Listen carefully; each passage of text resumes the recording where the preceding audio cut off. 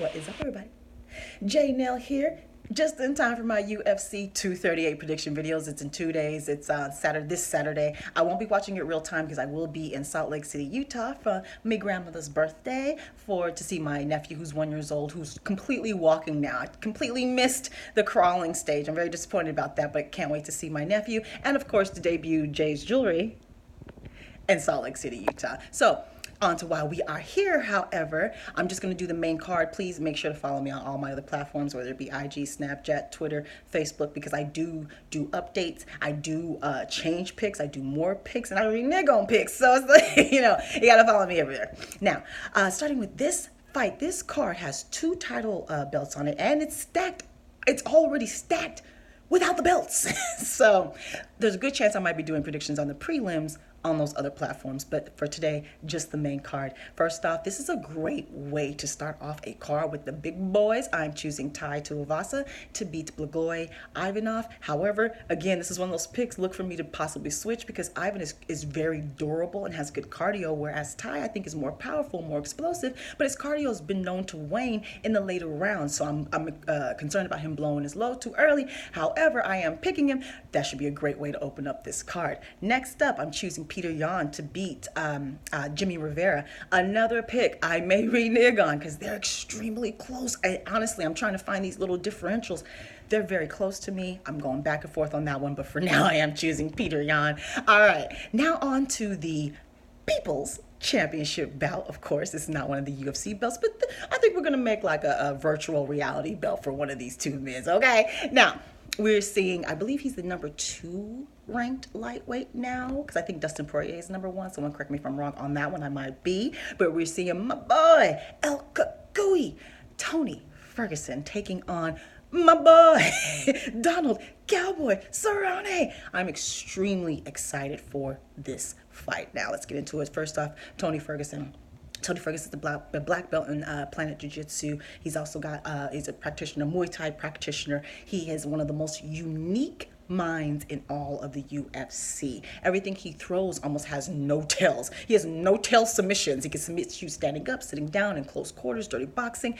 His angles, creative angles, the way he moves, the way he defends himself, slipping and sliding punches. He moves uniquely. His mind thinks in a unique way. He's always improving, debuts new moves, makes great reads during the fight, is able to change the game plan during the fight. He deserves this position. He should have been had a title fight, but we know that there's been injuries and personal issues and all of that to get in between this. So he's taking on Cowboy Cerrone, my other boy, and my heart's still hurting because I picked against him in the last fight and I shouldn't have.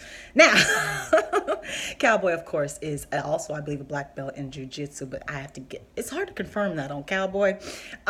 He is a kickboxer starting off kickboxing, but also with the Muay Thai as well. They're around the same height, with Cowboy being about an inch taller. Tony Ferguson has disproportionately long arms, so he still actually has a 2 to 3 reach advantage, even though he's a little bit shorter. The leg reach will be the same. I believe Donald Cerrone will have the kicking edge. They both have good kicks, but I believe his kicking just seems to be, he uses the weapon more. It's more of a natural weapon for Donald. Those kicks, he got the no-tail kicks. I think his kicks are a bit more powerful and a bit sharper than Tony Ferguson. So I do believe it would behoove Donald Cerrone to immediately attack Tony Ferguson's lead leg, even though Tony Ferguson switched his stance quite a bit. Also part of why he's so unique with the stand-up.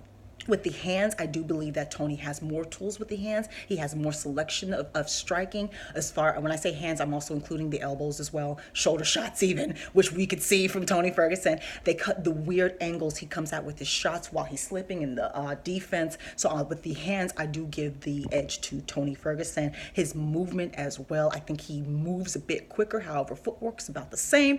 Tony Ferguson's more of a gliding, graceful with his footwork, whereas Donald bounces a little bit more, but they're both light on their feet, both quick, both make good reads, both make good adjustments during the fight. Cowboy does that as well. Both tough as nails, both hard to knock out, both are willing to eat some, to give some, which I would caution both against.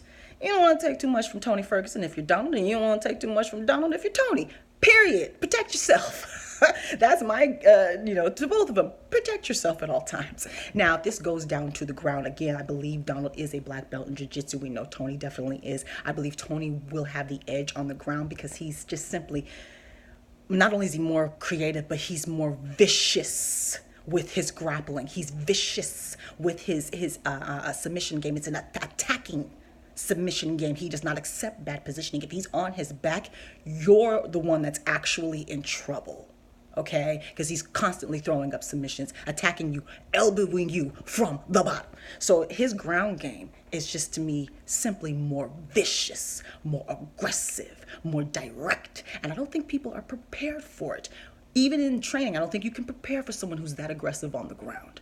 I believe the stand-up edge, I might give the stand-up edge to Donald. Again, I think he might be a bit more powerful, even with his hands as well. I think he might be a bit more powerful, especially recently coming down from the welterweight division. That power, I think he might keep some of that with him. So I think he might be a bit more powerful. But as far as diversity and striking, the hands, I give that to Tony. Who's going to be physically more stronger as far as the dirty boxing situation and all of that, who can muscle each other up against the cage, who can muscle their way out of submissions and things of that nature. I don't know. And let me just say, I don't want either one of these men to lose. Donald is like 36. You can't take too many losses, especially in the lightweight division. You get knocked out of title contention real fast. Tony Ferguson, after all he's been through, he is the interim title, even though I think that's the boo-boo belt, but he is that, which was supposed to guarantee him a title shot against Khabib or Conor or whatever it was. But then he had the freak accident. He tripped over a wire a week before the fight and busted out his knee. Then he had personal issues, and I believe that he doesn't have the best relationship with the UFC. So if he loses, I think he'll be knocked right on out of that title test. So I don't want either fighter to lose. I don't. But I've been waiting for Tony Ferguson to get this damn title shot for years now. And I want to see it. And that is why I'm picking him. I want to see El Cucuy get his shot. Period. Next up, co-main event, and we're seeing the UFC Women's Flyweight Champion Miss Valentina Schevchencko taking on Miss Jessica.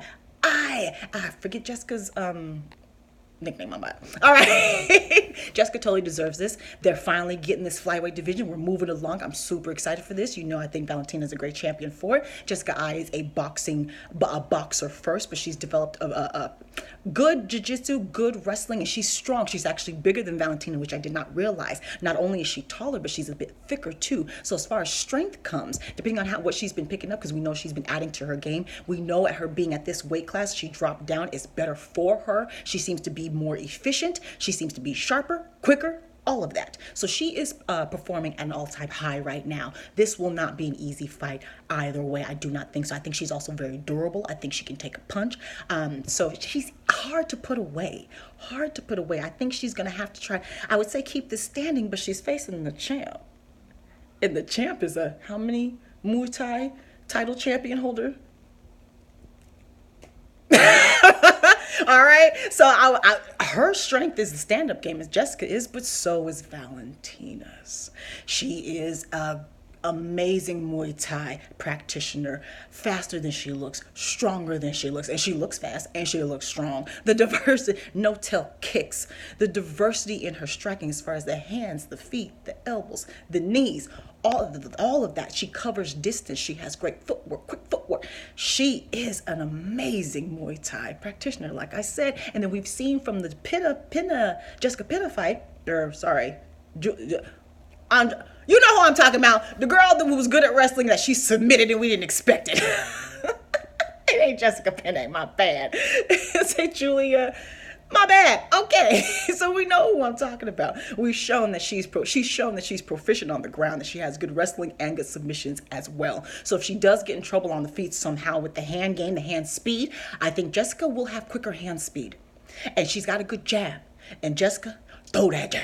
You got the little bit of a reach advantage. You better use that whole thing. Stay up, but she's going to attack you with them kicks. That's the thing about that. But you need to get them hands out there. Even if it's not landing, even if it's just a fade for distraction, you better use them hands, Jessica, and use them all. This is your chance. Throw the book at her. Take calculated risks. Try to have some fun. Get out there and do your thing. Because I do believe you're going to lose. She's the biggest underdog on the card, which actually makes me want to change my opinion. And Kenny Florian also picked Valentina, which also makes me want to change my opinion. But I do have to stick with the champ on this one. I think she has too many tools. I think she's fought a higher level of competition. I think she's motivated. I think she's a great brand ambassador and a great champion. And this truly is her division. And she's going to put a mark down.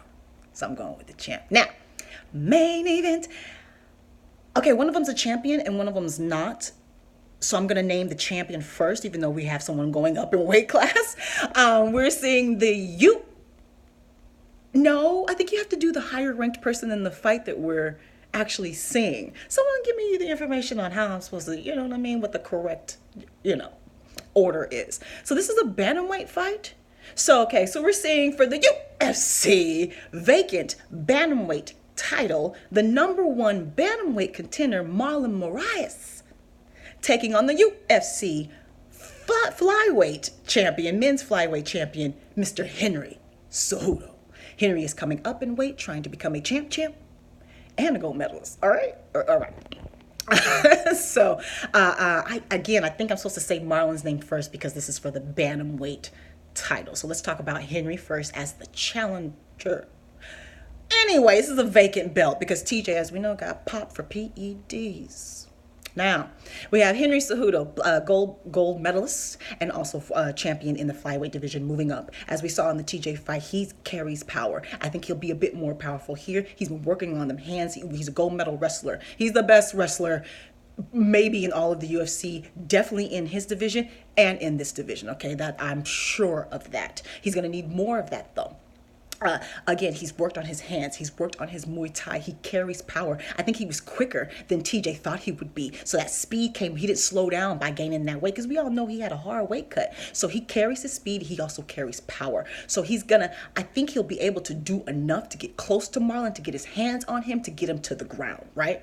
To push him up against the fence, to muscle him around in the dirty boxing positions. Because of that wrestling training, we know it produces a fundamental strength that we do not see in other art forms. So I do think that Henry, even though he's coming from a smaller weight class, in some certain positions will be his strength will be comparable to Marlon, even though Marlon is bigger. Not only is he in the higher weight class and has been there, he is taller, he has a reach advantage and all of that. He needs to use all of that. Let's talk about Marlon now. Marlon, multiple titles in Muay Thai and Thai boxing.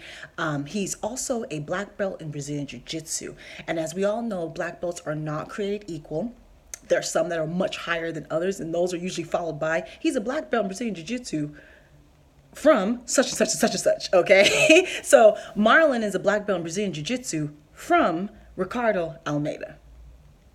High-level black belt. You see that? High-level black belt, all right? So his submission game, his grappling, his attacking grappling game, his wrestling will be better than what we see from normal black belts because he has such a high-level teacher, right? So I do think that Henry is going to have to be careful on the ground. I do think it will get there at some point. He'll have to be careful because the submission games, the trickery, I think Marlon might try to bait him into bad movements, bait him into bad positioning to get a possible submission. There's possible submissions on the feet in close quarters up against the cage that Marlon might have access to as well. Now, even though Marlon has that high-level black belt, I still don't think he should go to the ground. Because, again, with that gold medal wrestling, possibly him being stronger, I still don't think he should go to the ground. I think he should keep this standing and in space where he has the reach advantage. And I do believe, even though Henry's been working on his striking, that Marlon is a much better striker. Not a little better. I believe he's a much better striker. And if you want to hamper the wrestling of a wrestler, you attack that lead leg. And he's got the kicks and the knees and the things to do it. Keep him at space and attack that lead leg. Get your hands on him. I'm picking Marlon Moraes because I like him. I think he'll be a great ambassador. I love his personality that shines through, English being his second language. Also, Henry Cejudo, I love you to death. You being a champ plus a gold medalist will put you in the conversation for the greatest combat sportsman of all time. However, it probably will get rid of the flyweight division. And I'm rooting for the flyweight division. So I need you to lose. I need you to lose. All right. Follow me on Facebook, Twitter, and Instagram where I will have predictions and reneg's and all of that. Subscribe, like, tell me all of your picks, injury updates. Talk to me. Take care. Goodbye. Bye.